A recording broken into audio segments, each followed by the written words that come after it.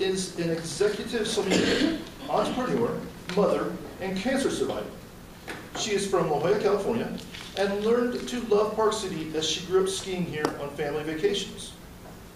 As an adult, she moved here 20 years ago to join our small, yet cultural mountain town to raise her family, with the added bonus of a Nordstrom within a half-hour's drive. Sort of.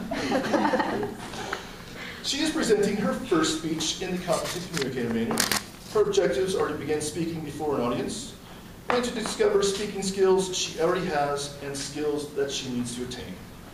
The title of her speech is The Computer, and she has 4 to 6 minutes. Please welcome Kirsten Fox.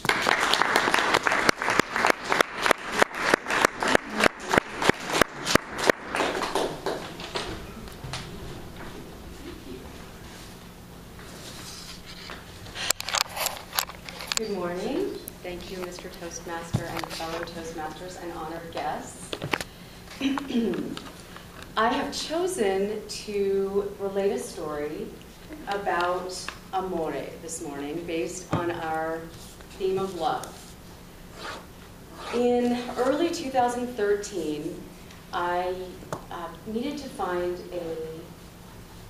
a gentleman to help me, or someone to help me, with my company. I use a program called Infusionsoft, and there's actually even a counter website to it called Confusionsoft. So a lot of people have trouble with this, this program, but it's very powerful and something that many businesses need. So I found a gentleman named Brian. He did a great job on a few projects for me, and I really enjoyed working with him. He knew the marketing and he knew the execution, which is what I needed. So I started referring people to him. Well, he did a great job all that year, and in November of 2013, I hired him for my pre-Christmas pump-up for gift certificate selling for my company, Fox School of Wine. And we went through towards the end of November, and he missed a deadline. So I emailed him and said, hey, where's this? Oh, sorry, and he got it to me about a week late. Then we had another deadline, and he missed that, so that was a phone call. And that was at the end of November. And then we're at the beginning of December, and he missed another deadline. So I realized that I was going to have to fire him. Now, I have never been a manager. I've always just been my own independent salesperson, and I don't like those kinds of discussions.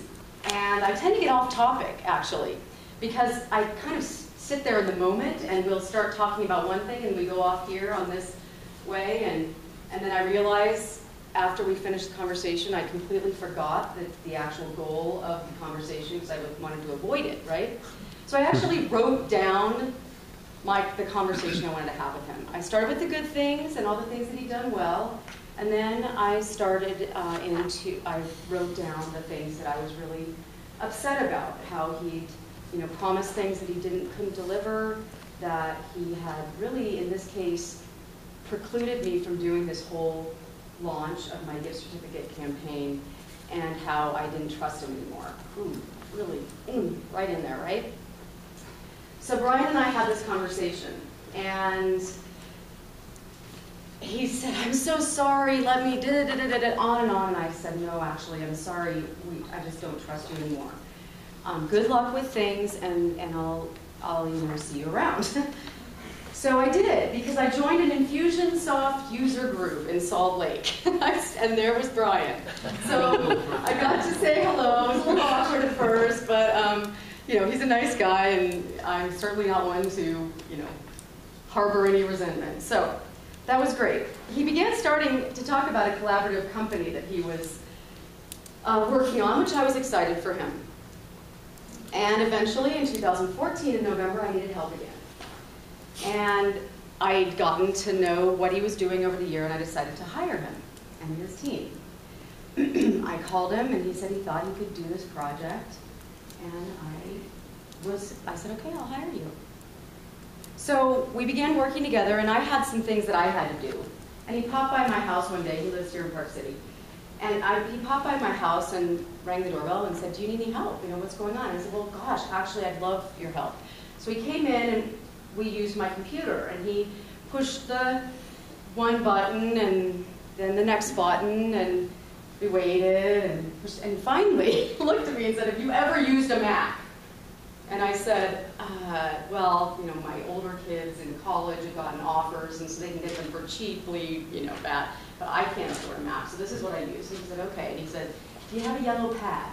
And he put my computer to the side, and we got a yellow pad out. Yes. So later that night, 8:30, the doorbell rang again, and it was Brian. I opened it up, and he had something behind his back. And he said, a year ago, you cared enough about me to be completely honest with me.